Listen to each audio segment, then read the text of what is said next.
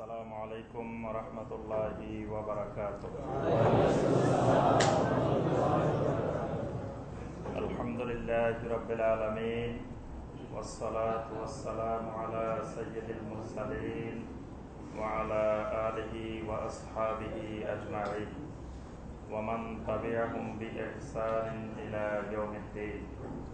আল্লাহুম্মা সাল্লি আলা মুহাম্মাদিন ওয়া আলা আলি মুহাম্মাদ কামা সাল্লাইতা আলা ইব্রাহিম ওয়া আলা আলি ইব্রাহিম ইন্নাকা হামিদুম মাজিদ। আল্লাহুম্মা বারিক আলা মুহাম্মাদিন ওয়া আলা আলি মুহাম্মাদ কামা বারাকতা আলা ইব্রাহিম ওয়া আলা আলি ইব্রাহিম ইন্নাকা হামিদুম মাজিদ। সম্মানিত উলামায়ে কেরাম, মুআজ্জাজ দিনদার ভাই এবং বোনেরা, আলহামদুলিল্লাহ আমরা আজকে একটি গুরুত্বপূর্ণ হালাকাতুল জিকির, মাজলিসুল জিকিরে আল্লাহ পাক আমাদেরকে উপস্থিত হওয়ার তৌফিক দিয়েছেন। এই জন্য আল্লাহ সুবহানাহু ওয়া তাআলার শুকর আদায় করি, সকলে বলি আলহামদুলিল্লাহ। আমরা সবসময় কোরআনে কারিমের তাফসীর করে থাকি। আলহামদুলিল্লাহ এই মসজিদেই দীর্ঘ 9 বছরে আমরা কোরআনে কারিম প্রথম থেকে শেষ পর্যন্ত একবার সংক্ষিপ্ত তাফসীর আমরা শেষ করেছি আলহামদুলিল্লাহ। এখন দ্বিতীয়বার আমরা কোরআনে কারিমের তাফসীর শুরু করেছি। সূরা আল ফাতিহা শেষ হয়ে এখন সূরা আল বাকারা চলছে। সূরা আল বাকারার 160 নম্বর আয়াতে কারিমা পর্যন্ত আমাদের তাফসীর হয়েছে। আমরা মানুষদেরকে আল্লাহ সুবহানাহু ওয়া তাআলার দিকেই দাওয়াত দিয়ে থাকি। আমরা কোনো ব্যক্তির দিকে দাওয়াত দিই না, কোনো দলের দিকে দাওয়াত দিই না, কোনো দরবারের দিকে দাওয়াত দিই না। আমাদের দাওয়াতটা হলো আদ-দাওয়া ইলাল্লাহ, আল্লাহর দিকে। এজন্য আল্লাহর দিকে দাওয়াত আর ব্যক্তির দিকে দাওয়াত, এই দুটি দাওয়াতের মধ্যে পার্থক্য আছে। কিছু উলামায়ে কেরাম আমরা দেখি যে দাওয়াতের মাধ্যমে নিজেরা বিশাল সম্পদের মালিক হওয়া, দরবার গড়ে তোলা, তারপরে লক্ষ লক্ষ মানুষকে নিজেদের মুরিদ বানানো, এইরকম দাওয়াতে ব্যস্ত থাকে। এজন্য ওই দাওয়াতের বৈশিষ্ট্য হলো সেখানে প্রথম থেকে শেষ পর্যন্ত মূল হুজুরের আগে 4-5 জন 10 জন বক্তব্য রাখবে। ওই বক্তব্যের মধ্যে শুধু হুজুরের কারামত, যে হুজুর মারা গেছেন সেই হুজুরের একের পর এক কারামত, যে হুজুর জীবিত আছেন ওনার কারামত একটু কম, কিন্তু মৃত হুজুরের কারামত বেশি। আস্তে আস্তে আস্তে আস্তে মানুষকে পর্যায়ক্রমে এমন এক জায়গায় নিয়ে আসবে যে পকেট খালি করার জন্য পকেটে যা আছে শেষ পর্যন্ত সব বের করে দরবারে দিয়ে দেয়। আর হুজুরের হাতে মুরিদ হন, হুজুরের বায়াত হন। এটাই হলো আমাদের দেশে এক ধরনের দাওয়াত। আবার কোন কোন দাওয়াত আছে নিজের দল বাড়ি করার জন্য, সংগঠন বাড়ি করার জন্য মানুষকে দাওয়াত, বিভিন্ন ধরনের দাওয়াত আছে। কিন্তু এর আগেও আমরা বারবার বলেছি, আমরা বর্তমান দুনিয়াতে যতগুলো এলেমের মার্কাজ আছে, এলেমের কেন্দ্র আছে, সেন্টার অফ নলেজ আছে, তার মধ্যে সবচেয়ে বিশুদ্ধ এলেম, সবচেয়ে সহি এলেম মদিনার এলেম। সুবহানাল্লাহ। সারা দুনিয়ার মধ্যে সকল এলেমের মার্কাজের মধ্যে অনেক নিজস্ব মন গড়া পদ্ধতি, মন গড়া বিভিন্ন ধরনের ইবাদত, বিভিন্ন কিছুর সংমিশ্রণ ঘটেছে। কিন্তু আল্লাহ সুবহানাহু ওয়া তাআলা মদিনা মুনাওয়ারাকে এখনো পর্যন্ত হেফাজত করেছে এবং ইনশাআল্লাহ কিয়ামত পর্যন্ত আল্লাহ পাক হেফাজত করবেন। নবী সাল্লাল্লাহু আলাইহি ওয়াসাল্লাম যে বিশুদ্ধ তাওহীদের দিকে, যে সুন্নাহর দিকে আমাদেরকে দাওয়াত দিয়েছেন, যে তাওহীদের উপরে সুন্নাহর উপরে আমাদেরকে রেখে গিয়েছেন, সেই তাওহীদ এবং সুন্নাহ নির্ভেজাল এবং খাঁটিভাবে পেতে হলে এখনো আমাদেরকে মদিনামুখী হতে হবে। আমরা এই মদিনা মুনাওয়ারা থেকে যারা বরকত নিয়ে এসেছেন, আমরা এই মসজিদে তাদেরকে মাঝে মাঝে আমরা দাওয়াত দিয়ে থাকি। দাওয়াত দিয়ে আমরা তাদের মুখ থেকে কিছু আলোচনা শুনি। এর মাধ্যমে যে আমরা সব জ্ঞান অর্জন করে ফেলবো তা না। এর মাধ্যমে আমাদের মূল উদ্দেশ্য হলো যে আপনাদেরকে এ সকল শায়েখদের সাথে পরিচয় করে দেওয়া, যে সকল শায়েখেরা আপনাদেরকে নিজের মুরিদ বানাবে না, আল্লাহর মুরিদ বানাবে। নিজের মুরিদের দিকে আহ্বান হবে না যে আপনারা সবাই আমার কাছে মুরিদ হন, আমার কাছে বায়াত হন, আমার দরবারে টাকা পয়সা দিবেন, সব আমার জন্য গরু ছাগল খাসি মুরগি যা আছে সব নিয়ে যাবেন। এই জাতীয় নিজের মুরিদ বানাবেন না। আপনাদেরকে বানানোর চেষ্টা করবেন আল্লাহ সুবহানাহু ওয়া তাআলার মুরিদ। আপনার আল্লাহমুখী হবেন, তাওহীদ মুখী হবেন। এইরকম শায়েখ যারা দাওয়াত দেন তাদের সাথে পরিচয় করে দেওয়াই হলো আমাদের এই প্রোগ্রামের, এই আমাদের হালাকাতুল জিকিরের মূল উদ্দেশ্য। এই জন্য আর আল্লাহ সুবহানাহু ওয়া তাআলা এক এক শায়েখের মধ্যে এক এক বৈশিষ্ট্য দান করেছেন। বাগানের বিভিন্ন ফুল থাকে, এক ফুলের মধ্যে দেখবেন যে এক এক ধরনের গ্রাম। তো আমরাও সবসময় দাওয়াত দিয়ে থাকি, দাওয়াতের কাজ করে থাকি, কিন্তু আল্লাহ সুবহানাহু ওয়া তাআলা এক এক শায়েখের মধ্যে এক এক বৈশিষ্ট্য আল্লাহ পাক দান করেছেন। এই জন্য সব শায়েখদের সাথে যদি আপনাদের পরিচয় থাকে তাহলে সবার থেকে এলেম নেবেন, কিন্তু কারো কাছে মুরিদ হবেন না। এলেম নেবেন সবার থেকে।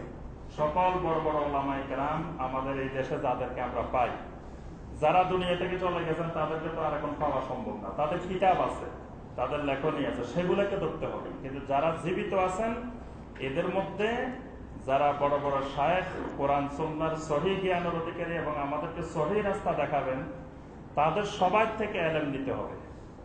শুধু একজনের অন্ধ আনুগত্য করা যাবে না যে ডক্টর ইমাম হোসেন কি বলে শুধু এটাই অনুসরণ করবেন, এটা ইসলামে যায় না।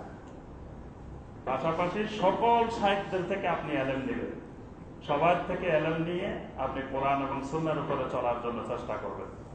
এই জন্য আলহামদুলিল্লাহ আমরা আজকে এই হালাকাতুল জিকিরে যে মেহমান আজকে আলহামদুলিল্লাহ আপনাদের সামনে হাজির হয়েছেন, আপনাদের অনেকেরই পরিচিত।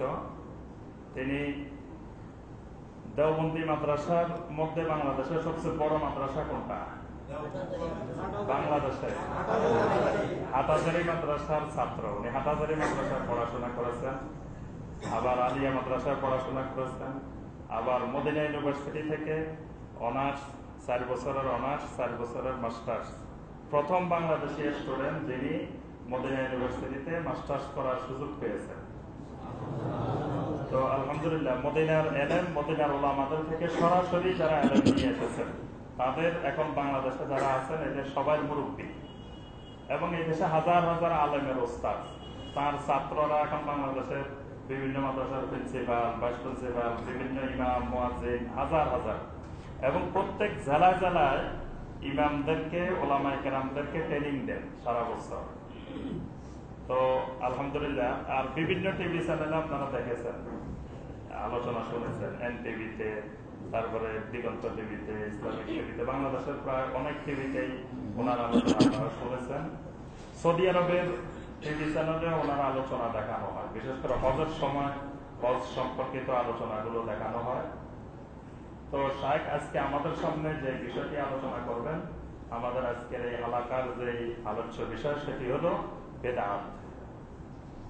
আমরা নবী সাল্লাল্লাহু আলাইহি ওয়াসাল্লাম জীবিত থাকাকালীন, দুনিয়াতে থাকাকালীন আল্লাহ সুবহানাহু ওয়া তাআলা আয়াত নাযিল করেছেন, আল ইয়াউমা আকমালতু লাকুম দীনাকুম, আজকের দিনে তোমাদের জন্য তোমাদের দিনকে পরিপূর্ণ করে দেওয়া হলো।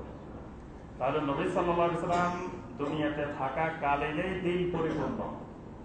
কিন্তু এই 1400 বছরে বিভিন্ন জাতি, বিভিন্ন নেতা, বিভিন্ন সম্রাট, বিভিন্ন ব্যক্তি, বিভিন্ন যুগে, বিভিন্ন সময়ে, বিভিন্ন ফেরকা এই ইসলামের মধ্যে নবী সাল্লাল্লাহু আলাইহি ওয়াসাল্লামের যুগের ইসলামকে পূর্ণাঙ্গ মনে করে না।